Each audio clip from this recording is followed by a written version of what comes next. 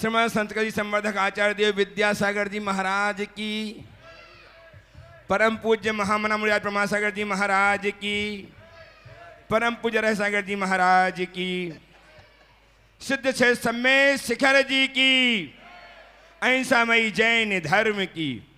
भक्तजनों, अति हर्षित मन के साथ हम विराजमान हैं आज पुनः अपने गुरुदेव के चरणों में, जिनके श्रीमुख से अपनी सुनेंगे हम अपनी शंकाओं के समाधान।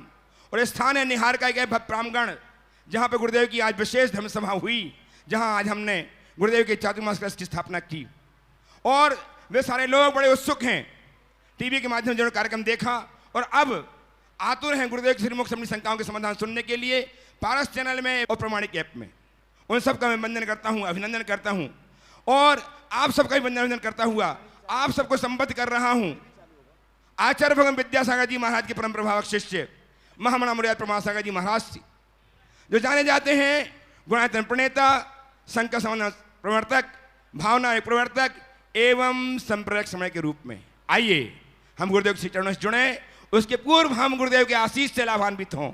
अतः मेरे साथ उच्चारें, नमोस्तु महर्षि, नमोस्तु महर्षि, नमोस्तु महर्षि।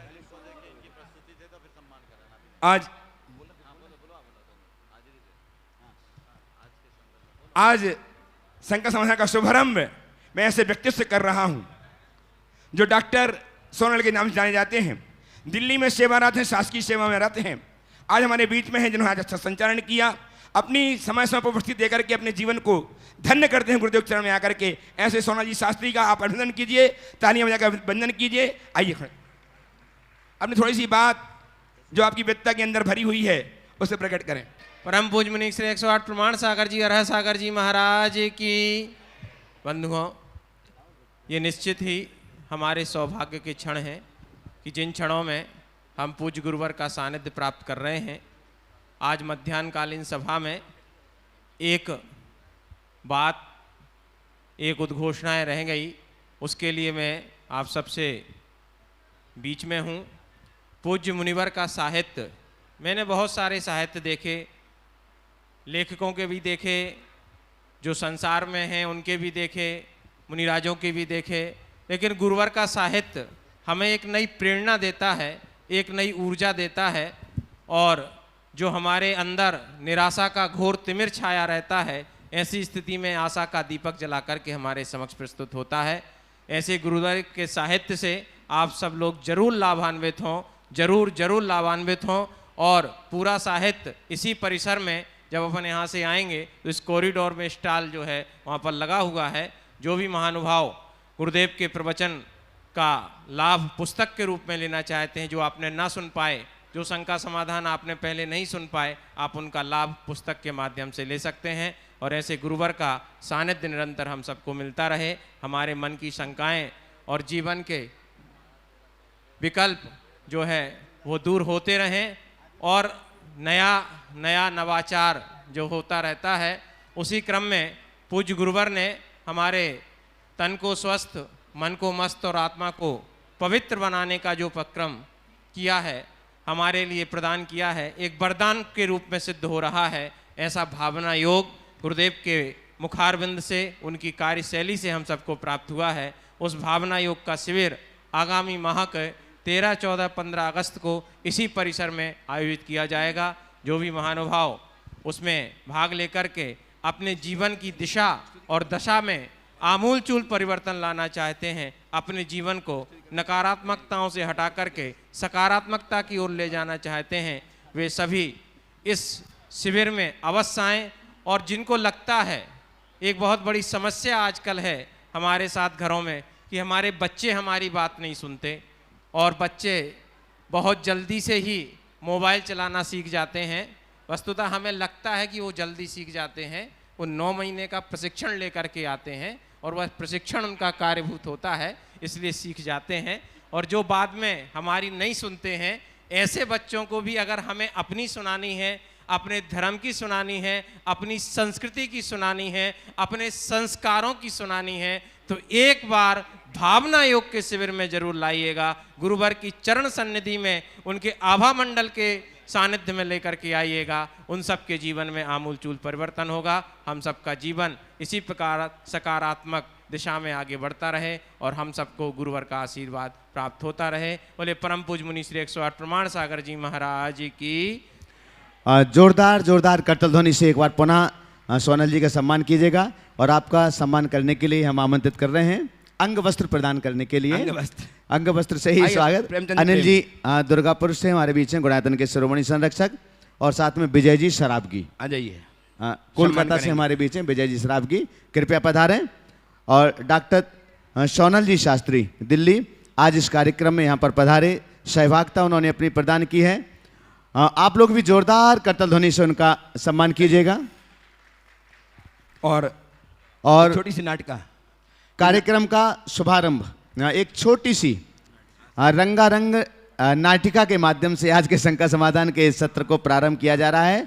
श्रीमती आशा जी विनायका हजारीबाग से और उनकी पूरी महिला मंडल की टीम के साथ में एक बार जोरदार करतल ध्वनि से उनका भी सम्मान करें। और वे इस छोटी सी नाटिका की प्रस्तुति है शीघ्रता से।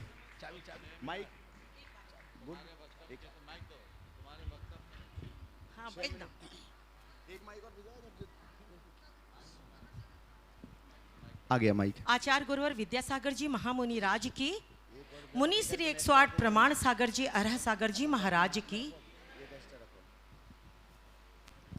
हे प्रेम के भाव लिए भक्ति के लेके दिए, हे प्रेम के भाव लिए भक्ति के लेके दिए, गुणायतन में आज हम आए प्रमाण गाथा लिए, हे भक्ति के लेके दिए, भक्ति के लेके दिए। धर्म प्रेमी बंधुओं, चतुर्मास कलश स्थापना के इस पावन अवसर पर हम हजारीबाग वाले हजारीबाग के उस बालक नवीन की गाथा एक नृत्य नाटिका के रूप में संजो कर लाए हैं, जो आज पूरे विश्व में पूज्य प्रमाण सागर जी के रूप में अपनी प्रामाणिक वाणी के माध्यम से जिन धर्म का पताका फहरा रहे हैं। इस प्रस्तुति के दौरान अज्ञानतावश यदि हमें कोई त्रुटि हो जाए तो गुरुवर आप हमें क्षमा करेंगे, ऐसी विनम्र आशा है। तो आइए अवलोकन करते हैं नवीन से प्रमाण तक की अनुपम यात्रा। मैं दो शब्द ये और कहना चाहती हूँ, लोग वैसे जानते हैं। महकता है ये जग सारा मेरी बगिया का गुलशन है, लगे प्यारा जो जन जन को वो माता सोहनी नंदन है, खिल उठे हर गुल सिता उजड़ा चमन, मीठी उस भौरे की गुंजन लगती है। तो आपके सामने उस नवीन बालक नवीन की प्रमाण सागर की अनुपम यात्रा एक छोटी सी नृत्य नाटिका के रूप में आपके सामने प्रस्तुत है। करके बारंबार जिन शासन जिन वाणी का ज्ञापित करके आभार, हम कथा सुनाते हैं सोहनी के लाल की, हम कथा सुनाते हैं सोहनी के लाल की, श्री सुरेंद्र के पुत्र की शान जो पंचम काल की, श्री सुरेंद्र के पुत्र की शान जो पंचम काल की, हम कथा सुनाते हैं सोहनी के लाल की, श्री सुरेंद्र के पुत्र की शान जो पंचम काल की, श्री सुरेंद्र के पुत्र की शान जो पंचम काल की,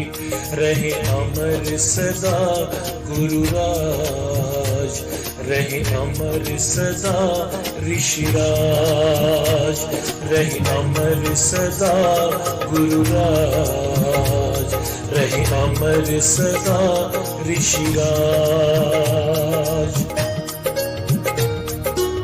झारखंड के हजारीबाग में शिशु नवीन का जन्म हुआ। जन्म धरा यह धन्य हुई, सारा समाज धन्य धन्य हुआ। थी बालपने से क्षमता जिनमें कमाल की, थी बालपने से क्षमता जिनमें कमाल की। ये पुण्य कथा है जिन कुल नौनिहाल की, ये पुण्य कथा है जिन कुल नौनिहाल की। हम कथा सुनाते हैं सोहनी के लाल की, श्री सुरेंद्र के पुत्र की शान जो पंचम काल की, श्री सुरेंद्र के पुत्र की शान जो पंचम काल की।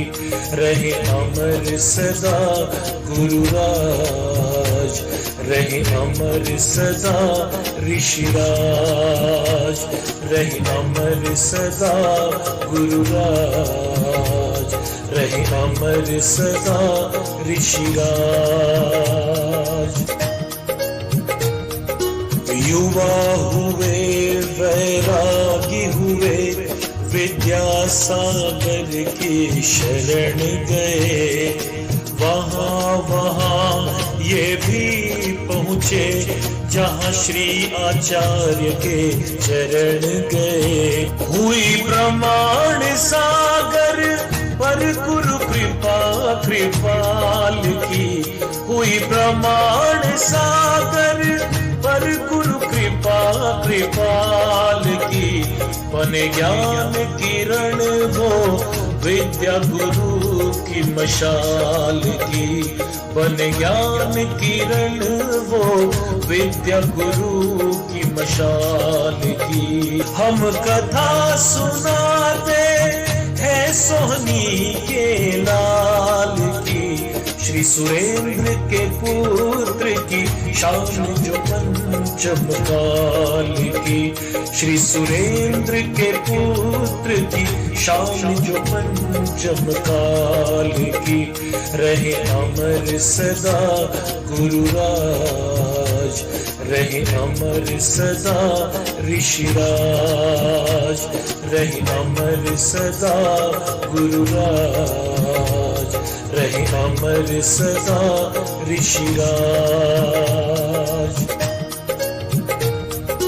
विद्यासागर की लहरों पर ज्ञान की नौका खेलने लगे। जग की अनगिन शंकाओं का समाधान वो करने लगे। श्री गुणायतन की कल्पना बेमिसाल की, श्री गुणायतन की कल्पना बेमिसाल की। जो बनेगा धरोहर सबसे बड़ी इस काल की, जो बनेगा धरोहर सबसे बड़ी इस काल की।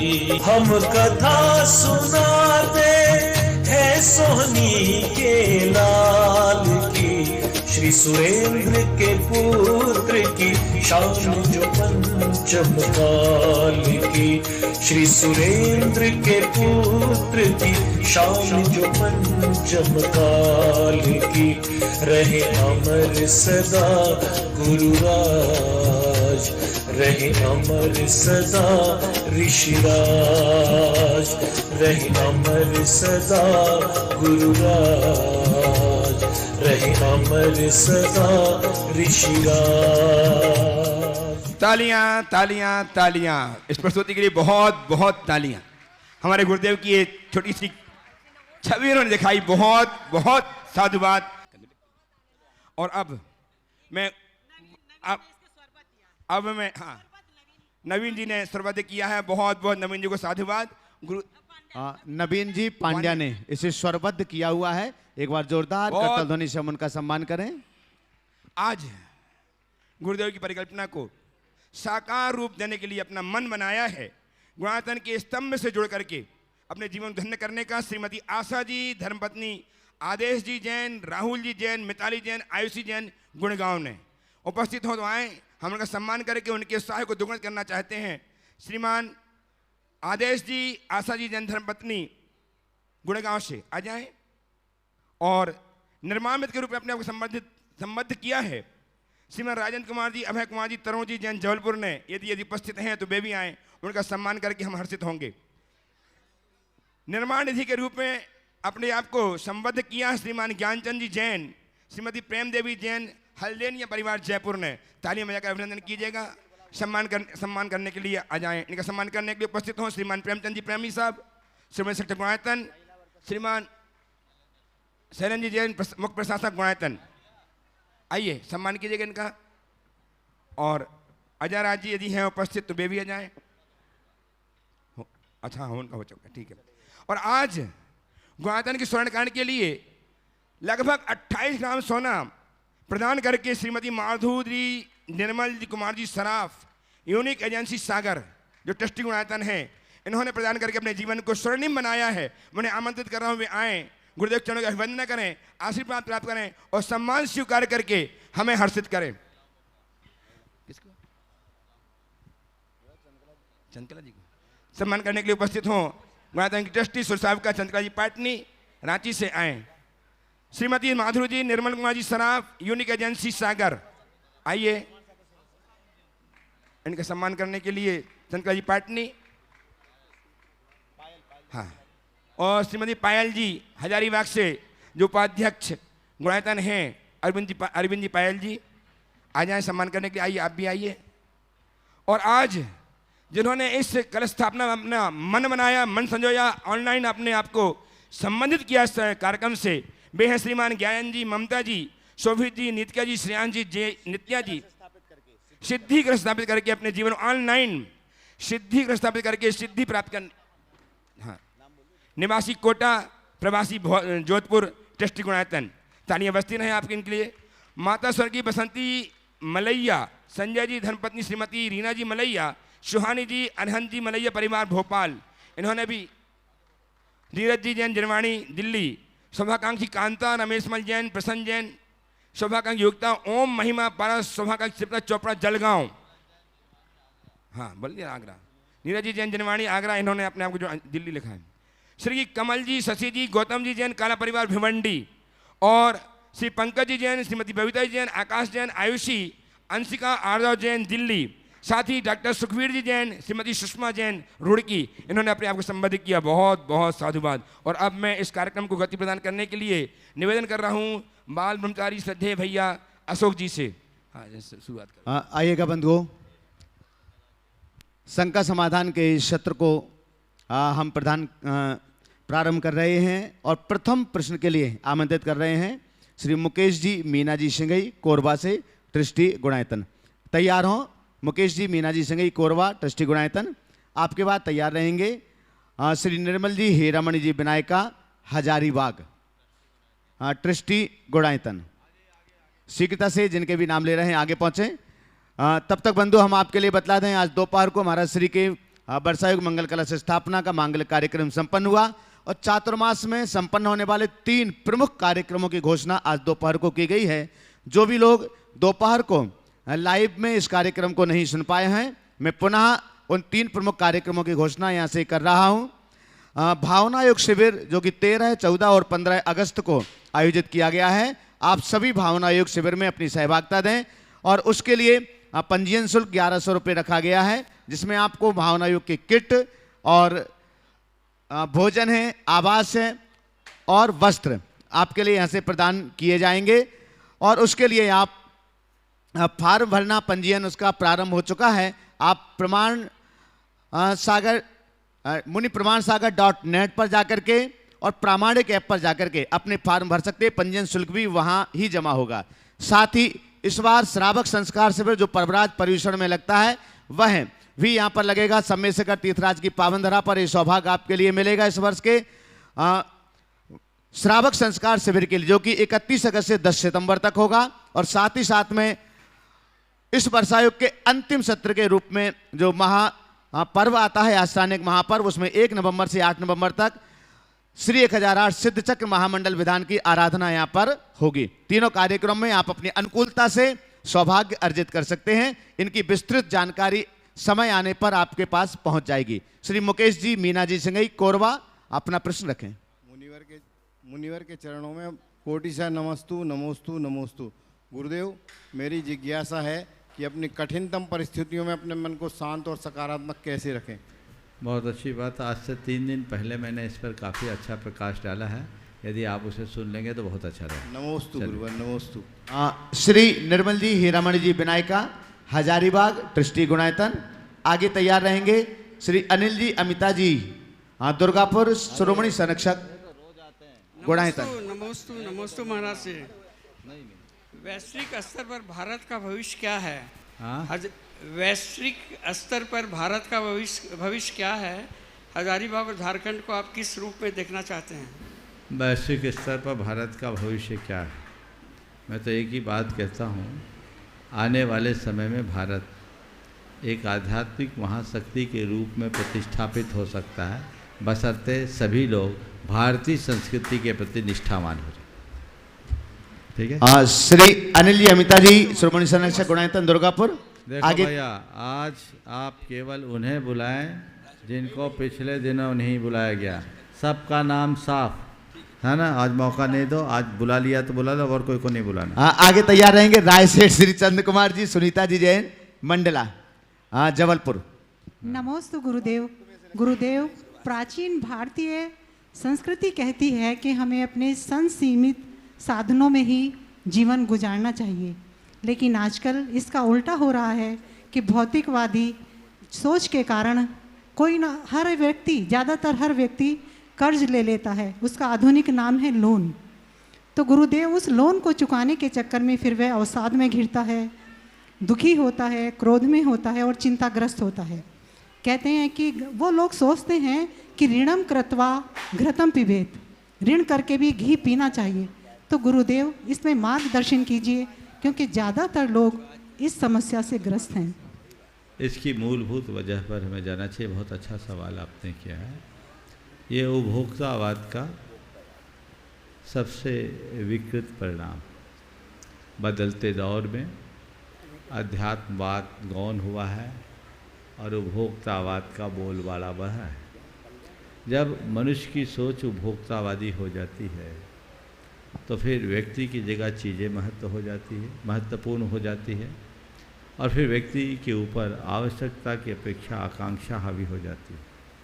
वह स्वयं की अपेक्षा संसाधनों पर ध्यान देना शुरू कर देता है और जब मनुष्य की आकांक्षाएं अंतहीन होने लगती है तब उसे कई तरह के कृत्रिम तरीकों को अपनाना पड़ता है। ऐसे समय में व्यक्ति अपनी क्षमता, हैसियत की अनदेखी करके उससे बढ़ चढ़ कर के कार्यों में भाग लेता है और जब उसमें कभी विफल हो जाए तो बहुत नुकसान का सामना करना पड़ता है। ऋणम कृत्वा घृतम पिबेत की जो प्रवृत्ति है वो हर अर्थ में भयावह है और हमें इससे बचना चाहिए, इनसे परहेज करना चाहिए। जब तक हम इनसे पूर्ण परहेज नहीं करते तब तक हम अपने जीवन को प्रशस्त नहीं बना सकते। इसलिए इन पर हमें गंभीरता से ध्यान देना चाहिए और इनका हमें मूलभूत सोच को लेकर के चलना चाहिए ताकि हम अपने जीवन को सही दिशा दे सकें। नमोस्तु। रायसेठ श्री चंद्र कुमार जी, सुनीता जी जैन, मंडला, जबलपुर। आगे तैयार रहेंगे श्रीमान अरविंद जी राजा, सुनीता जी और कीर्ति जी, जबलपुर। मुनि श्री के चरणों में कोटि से नमन। महर्षि, अब चतुर्मास प्रारंभ हो गया है, तो हम श्रावकों के इस चतुर्मास में क्या कर्तव्य, क्या दायित्व रहते हैं? आज सुबह का पूरा प्रवचन तो इसी विषय पर दिया भैया, तुम चले गए थे, समझ गए। बस मैं तो ये कहूँगा चातुर्मास में श्रावकों का इतना ही दायित्व। ओम। आवाज़ नहीं आ रही। हम सोचा और कुछ आ रहा है। आप लोग घबराए हुए दिख रहे थे तो मुझे लगा कोई शंका तो नहीं आ गई। चलिए मैं आप सबसे, अब तो आ रही है आवाज़, पीछे तक आ रही है, कहाँ तक आ रही है ना, बस पहुँच गए। तो श्रावकों का क्या कर्तव्य होना चाहिए, पूरा प्रवचन सुबह का इसी संदर्भ में था, इसलिए अभी उसकी पुनरावृत्ति नहीं करूँगा।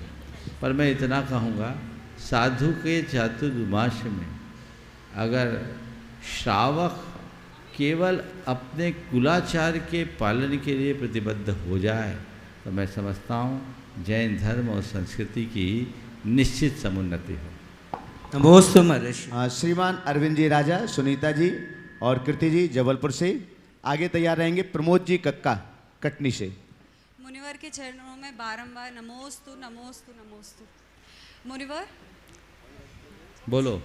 महाराज जी, मेरी माँ ने अभी 101 वंदना पूरी की है, तो उनके पुण्य की हम कैसे अनुमोदना करें और हम बच्चों का क्या कर्तव्य बनता है उनके प्रति? देखिए, आपकी माँ ने 101 वंदना की, निश्चित ही अच्छा कार्य किया है। आप लोगों को जी भर अनुमोदना करनी चाहिए, उनकी सेवा करनी चाहिए और सोचो मेरी माँ ने 101 की है तो माँ की उम्र तक मैं 201 कर लूँ, ये इसका कर्तव्य। नमोस्तु। श्री प्रमोद जी कक्का कटनी और उनके साथ उनके सभी जो भी हैं साथी माइक भिजवाएं शिक्षिता से। और इसके बाद में तैयार रहेंगे श्री अनुराग जी अनुज जी कोयला परिवार कटनी। चलो बोलो।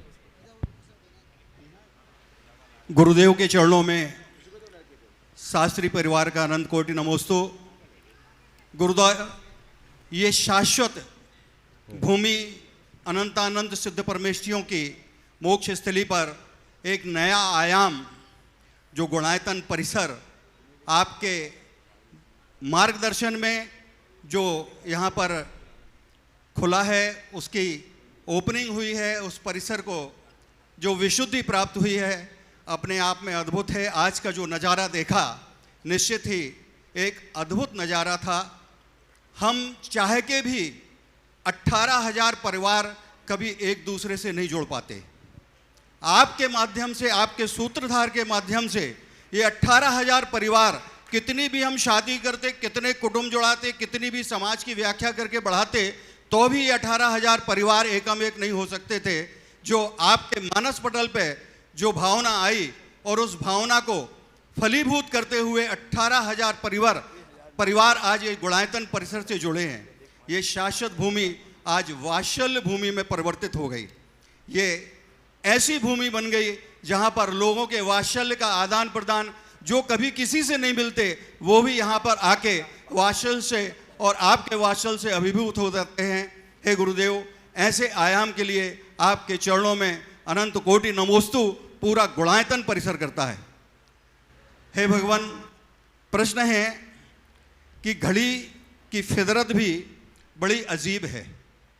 घड़ी की फितरत भी बड़ी अजीब है, हमेशा टिक टिक करती है मगर ना खुद टिकती है और ना किसी को टिकने देती है। हे गुरुदेव, हम अपने जीवन में ऐसा क्या प्रयास करें कि इस समय के रहते हुए अपने आप को कहीं ना कहीं टिकाने का प्रयास करें।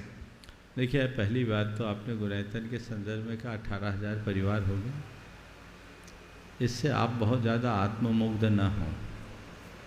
आवाज भैया बहुत मद्दी है। ओम ओम ओम। आपने कहा 18,000 परिवार। ओम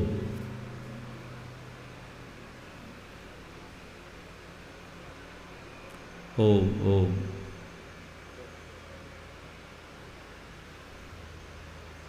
ओम। आपने कहा 18,000 परिवार एक साथ इकट्ठा हो गया। मैं कह रहा हूँ इसमें बहुत ज़्यादा आत्ममुग्ध होने की ज़रूरत नहीं है। गुणायतन का लक्ष्य 18,000 परिवारों तक रुकना नहीं है। गुणायतन का लक्ष्य तो एक एक परिवार को इकट्ठा करने का। 18,000 व्यक्ति नहीं, हमें लाखों को एक साथ जोड़ना है, पूरी समाज को एक सूत्र में पिरोने का लक्ष्य लेकर चलना है। और जब मनुष्य कोई बड़ा लक्ष्य लेता है और ईमानदारी के साथ उसके लिए प्रयत्न करता है तो उसके सुपरिणाम सुनिश्चित तौर पर आते हैं। मैं तो विश्वास करता हूँ एक एक कदम चलकर 1000 मील चलने की, हजारों मील की चर्चा करने में मुझे कोई विश्वास नहीं। हम निश्चिंत हैं, आश्वस्त हैं कि हमारा हर कदम हमें हमारे मंजिल के निकट ले जाएगा और एक एक कदम चलते चलते हम हजारों मील की यात्रा को पूर्ण करने में समर्थ होंगे। आपने घड़ी की भी बात की, टिक टिक करती है, न खुद रुक टिकती है न सामने वाले को टिकने देती है। हम ऐसा क्या करें कि समय के साथ चलते हुए स्थायित्व रख सके।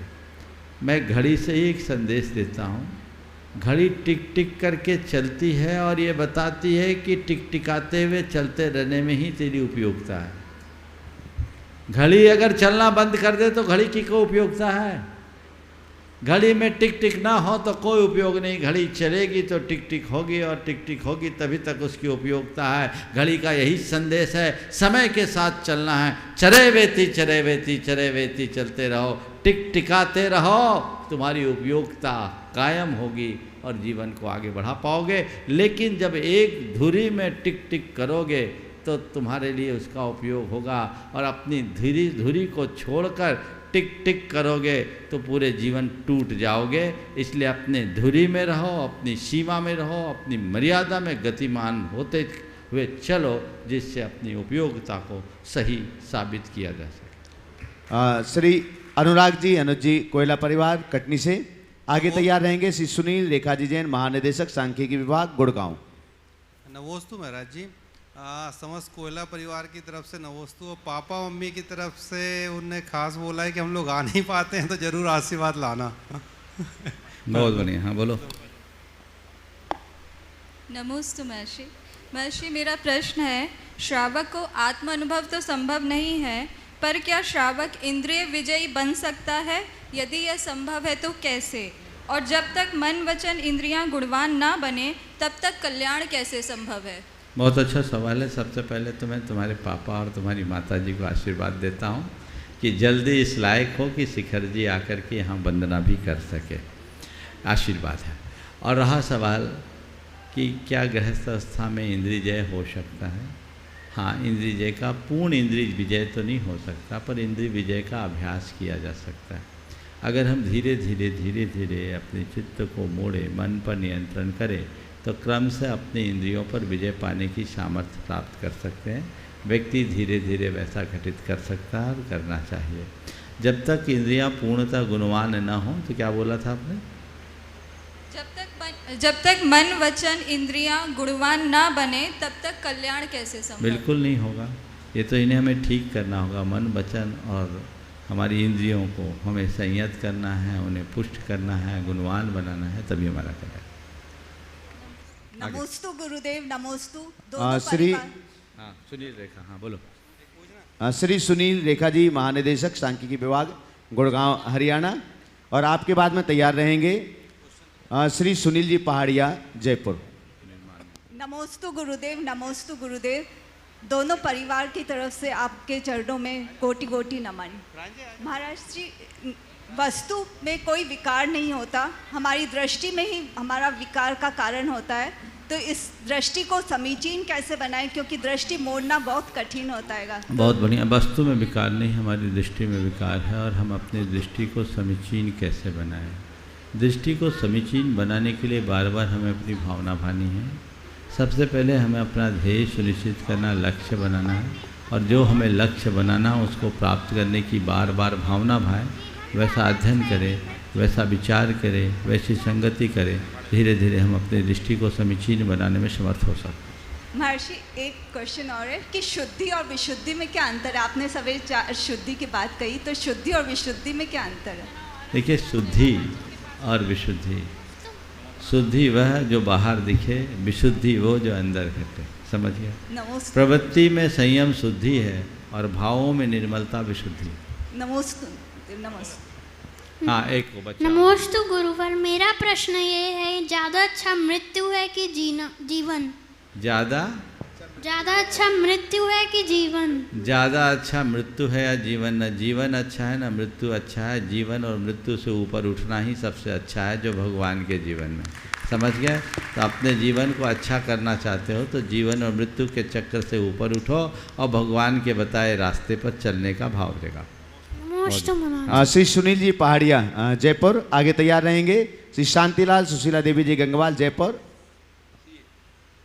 नमस्ते महाराज श्री। मेरे पापा मम्मी की तरफ से और सभी घर वालों की तरफ से त्रिवार नमोस्तु। वो लोग आना चाहते थे लेकिन आ नहीं पाए किसी वजह से। मेरा सवाल ये है कि महाराज श्री की कोई भी व्यक्ति जो साधारण होता है तो वो असाधारण कब कहलाता है? वो पैसा कमाने से या कोई पद पे आने से या ख्याति होने से वो मतलब असाधारण कब कहलाएगा? मतलब आपका सवाल यह है कि साधारण व्यक्ति असाधारण कब बनेगा? देखिए, सबसे पहले तो मैं तुम्हारे माध्यम से तुम्हारे पिताजी को माँ को आशीर्वाद देना चाहता हूँ और आप सबसे कहूँगा एक बार करतल ध्वनि से सुनील भाई का आप सब अभिनंदन करें। ये शिरोमणि संरक्षक होने के साथ साथ निर्माण मंत्री भी है और बहुत तत्परता से गुणायतन के कार्य को गति दे रहे। एक बार जोरदार करतल ध्वनि कर दीजिए। आपने सवाल किया है कि हम साधारण से असाधारण कब बनेंगे। देखिए, कोई भी व्यक्ति साधारण से असाधारण तब बनता है जब उसके अंदर कुछ विशेषताएं प्रकट होती हैं। वो वैशिष्ट आज के युग में धन है, पद है, प्रभाव है, इसके आधार पर होता है। पर यथार्थ देखा जाए तो कोई भी इंसान स्थायी रूप से असाधारण तब बनेगा जब वो अपने भीतर के गुणों की वृद्धि करेगा। हम एक सामान्य प्राणी की बात करें और किसी संत की बात करें या भगवान की बात करें, अगर देखा जाए तो जो व्यक्ति साधारण प्राणी के पास जो चीज़ें हैं, संत के पास वो कुछ नहीं है, भगवान के पास वो भी नहीं है, लेकिन फिर भी आज लोक में महिमा किसकी है? एक सामान्य व्यक्ति की या किसी संत की। ये महिमा किस वजह से है? ये व्यक्ति के गुण वैभव के कारण है। जब तक मनुष्य अपने गुणों का विकास नहीं करता तब तक अपने जीवन में वैशिष्ट्य प्रकट नहीं कर सकता। हम गुणात्मक विकास करते हुए जीवन को वैशिष्ट से भरें। जयपुर से सीए श्री शांतिलाल जी, सुशीला देवी जी गंगवाल, आगे तैयार रहेंगे राकेश जी चांदी वाले, आगरा। पूज्य मुनिराज के चरणों में त्रय बार नमोस्तु नमोस्तु नमोस्तु। महाराज जी, छोटी सी शंका है प्रशंसा के संबंध में कि प्रशंसा मानव स्वभाव की एक बहुत बड़ी कमजोरी है। प्रशंसा सुनने से उसका मन प्रफुल्लित भी हो जाता है, मगर वह यह भाव सामने वाले को यह कहकर बताता है कि मेरी प्रशंसा न करें, यह कार्य तो होना ही था। तो फिर क्या यह भाव मान या माया की पुष्टि नहीं करता है? देखिए, किसी के गुणों की प्रशंसा हो तो स्वाभाविक है, गुण हो गए तो प्रशंसा करें। प्रशंसा होना और प्रशंसा चाहना, इनमें बड़ा अंतर है। अगर हमारे अंदर कोई अच्छाई है, लोग उसकी प्रशंसा करें तो ये स्वाभाविक है, करने देना चाहिए। पर अगर मैं अपने मन में प्रशंसा की चाहत पैदा करूंगा तो स्वाभाविक रूप से मैं दुखी हो जाऊंगा, मुझे कोई रोक नहीं सकेगा। तो प्रशंसा की चाहत हमारे मन में अधिक नहीं होनी चाहिए, कम होनी चाहिए। और कदाचित कोई किसी की प्रशंसा करता है और वो कहता है कि हमारी प्रशंसा न करे, हालांकि उसे अच्छा लग रहा है, फिर भी वो कह रहा है कि हमारी प्रशंसा न करे, तो ये उसकी विनम्रता और शालीनता का द्योतक है। दूसरे लोग तो ऐसे भी मिलते हैं कि किसी की प्रशंसा की जाती है तो भी वो मुंह बना लेता है कि मेरी कम प्रशंसा हो रही है, जितनी होनी चाहिए उतनी नहीं हो रही। तो अगर आपकी कोई प्रशंसा कर रहा है तो आपका ये कर्तव्य बनता है कि अपना सिर नीचा करके उसकी प्रशंसा को विनम्रता से स्वीकार लें। ये भी हमारी विनम्रता की पहचान। नमस्ते। श्री राकेश जी चांदी वाले और उनके साथ में ही प्रदीप जी और विनोद जी भी साथ में आ जाएं, प्रश्न एक लेंगे। नमोस्तु भगवान, नमोस्तु। आगे तैयार रहेंगे प्रदीप अंजना जी गंगवाल, धुलियान। नमोस्तु भगवान। संसार की दशा ऐसी क्यों है कि प्राणी सुख को तो स्वयं भोगना चाहता है, सुख को तो स्वयं भोगना चाहता है और दुख आने पर सबको बांटना चाहता है। कृपया आप मार्गदर्शन कीजिए। सुख खुद भोगना चाहता है और दुख आने पर उसे बांटना चाहता है। बस मैं तो आप सबसे कहूँगा थोड़ा दृष्टिकोण बदल लो, सुख को बांटना सीखो और दुख को सहना सीखो। न सुख भोगने की चीज़ है न दुख बांटने की चीज़ है। सुख बांटने की लायक है और दुख सहने की लायक है। यदि ये दृष्टि आ जाए तो सारा खेल बदल जाए। नमस्ते। प्रदीप अंजना जी गंगवाल धुलियान से, और आपके बाद तैयार। और किसी के पास होता नहीं, वक्त दिखाई नहीं देता है पर बहुत कुछ दिखा देता है।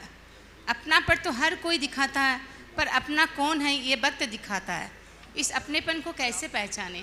बहुत अच्छा वाक्य है जिन्होंने कहा, वक्त बहुत कुछ दिखा देता है और हम उसको अपने अनुभवों से समझ सकते हैं। वक्त ने हमें जो कोई भी अनुभव दिए, यदि हम उन्हें आत्मसात करें तो इसे बखूबी समझा जा सकता है। हाँ बोलिए। गुरुवर पूरे परिवार की ओर से नमोस्तु वंदन, पूरे भोपाल समाज की ओर से नमोस्तु वंदन, हम सब जितने युवा साथी आए उन सब की तरफ से नमोस्तु वंदन गुरुवर। गुरुवर एक क्वेश्चन हम आपके सामने रख रहे हैं और ये लगभग हम सभी का है।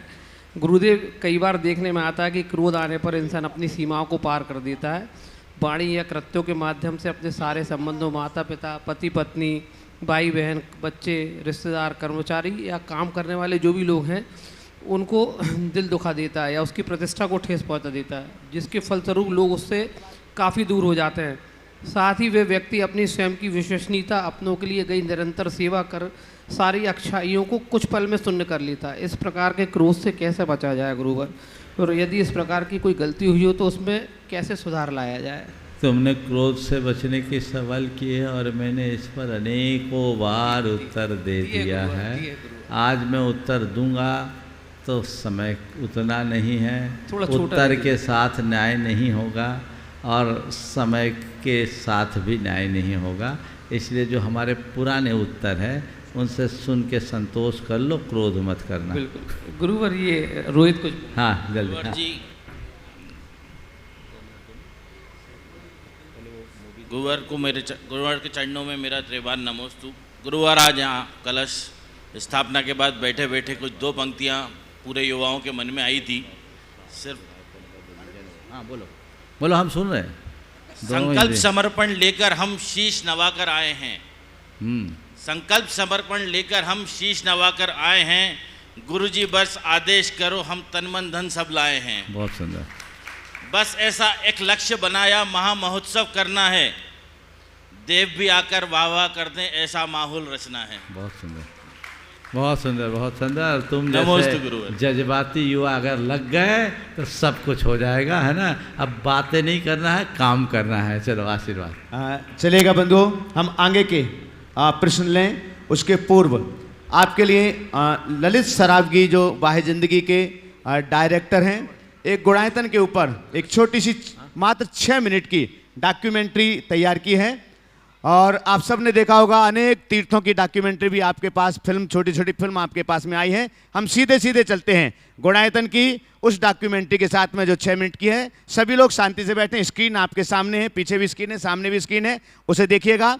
और इसके बाद में तैयार रहेंगे विनोद जी काला, अध्यक्ष गुणायतन।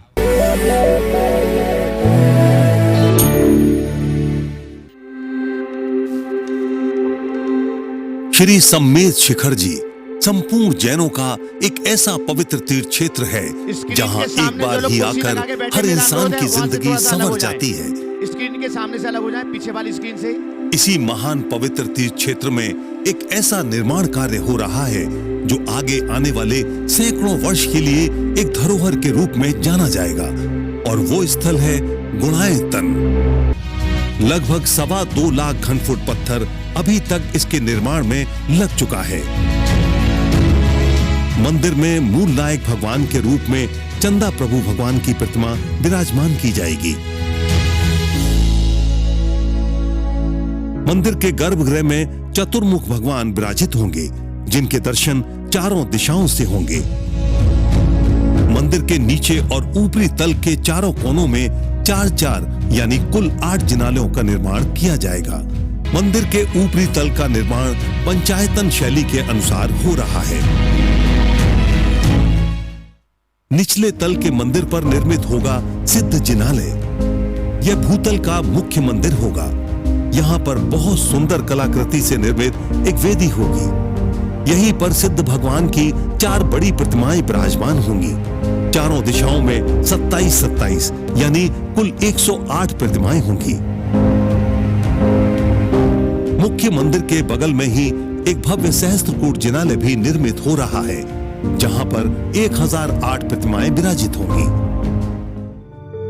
गुणायतन के ठीक सामने लगभग 50,000 वर्ग फीट पर विशाल और भव्य गुणायतन अनुभव केंद्र यानी गुणायतन एक्सपीरियंस सेंटर का निर्माण हो रहा है। यह भारत का इकलौता धार्मिक अनुभव केंद्र होगा जो एक थीम पार्क के सभी अंतर्राष्ट्रीय मानकों को पूरा कर निर्मित हो रहा है। इस बहुमंजिल गुणायतन अनुभव केंद्र में 2 ऑडिटोरियम होंगे। प्रवेश द्वार से टिकट काउंटर को पार कर जैसे ही हम इस गुणायतन अनुभव केंद्र में प्रवेश करेंगे, हमें सबसे पहले अनुभव होगा भवसागर का।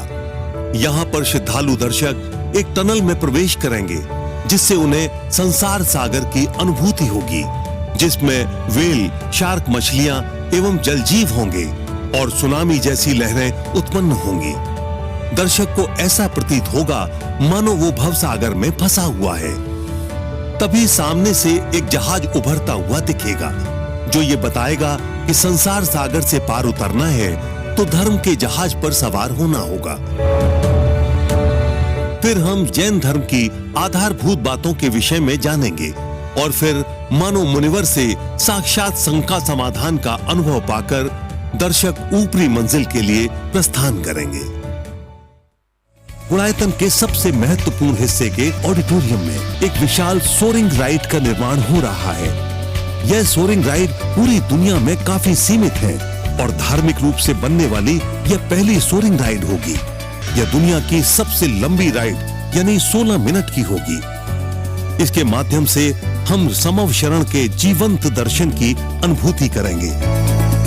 सोरिंग राइड कक्ष के बगल में निर्मित हो रहा है एक विशाल 4DX ऑडिटोरियम, जहां पर 14 गुण स्थानों यानी संपूर्ण जैनोलॉजी के ज्ञान को 270 डिग्री के स्क्रीन पर एक मूवी के माध्यम से बताया जाएगा, जो यात्रा होगी आत्मा से परमात्मा तक की। यात्रियों के लिए यहाँ पर शुद्ध और सात्विक भोजन और कैफेटेरिया की भी व्यवस्था होगी। एक ऐसा निर्माण जिसे सपने में भी नहीं सोचा जा सकता है, वो आज अपने निर्माण के अंतिम चरण में पहुंच गया है और एक विश्व धरोहर के रूप में स्थापित होने जा रहा है, जिसका नाम है गुणायतन।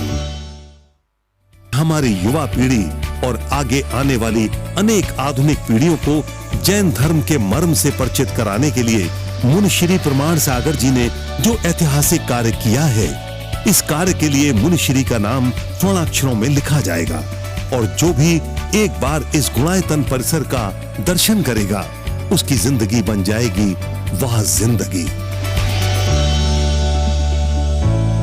संपूर्ण विश्व में जैन धर्म की इस ऐतिहासिक धरोहर के रूप में स्थापित होने वाले गुणायतन से अगर आप जुड़ना चाहते हैं तो हमसे संपर्क करें।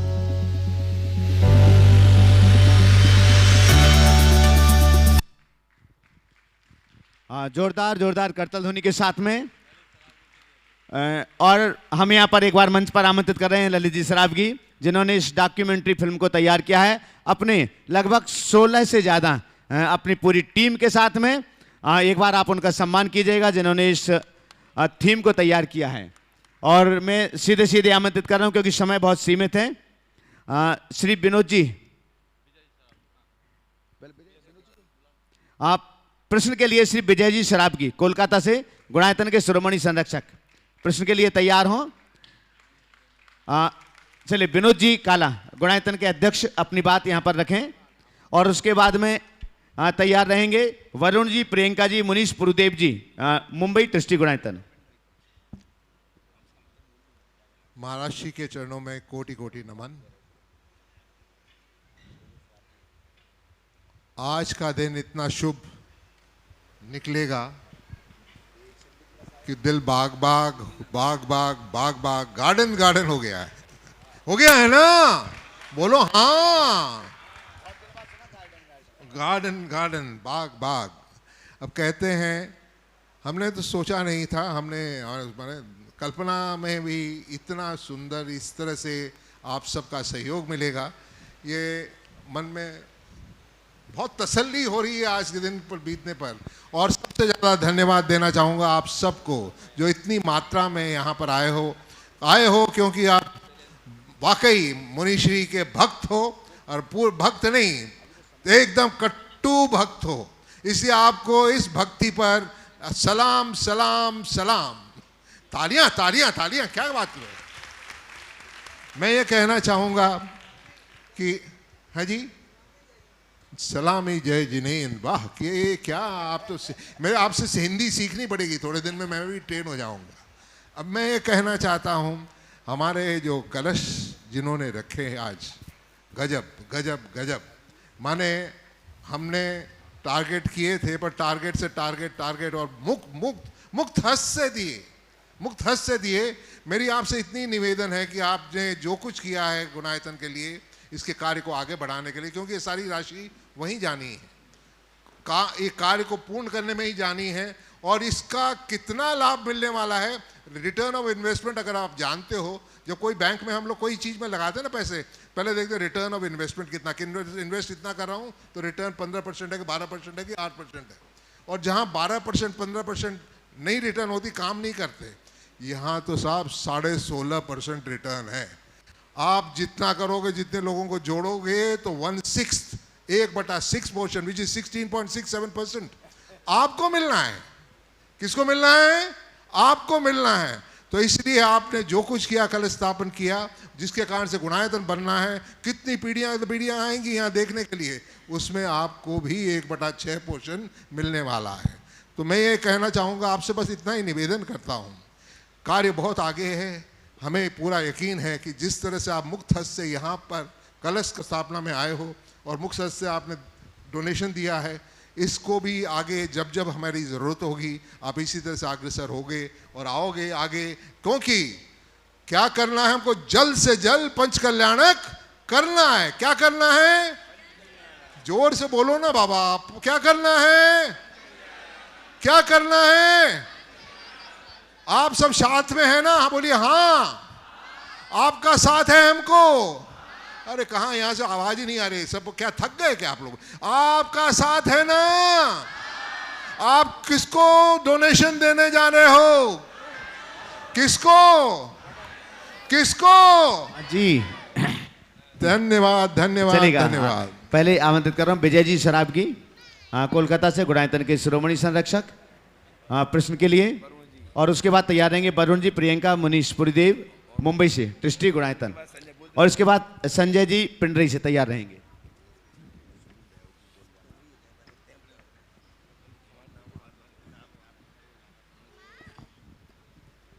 गुरुदेव के चरणों में मेरा सपरिवार और कोलकाता समाज की ओर से बारंबार नमोस्तु।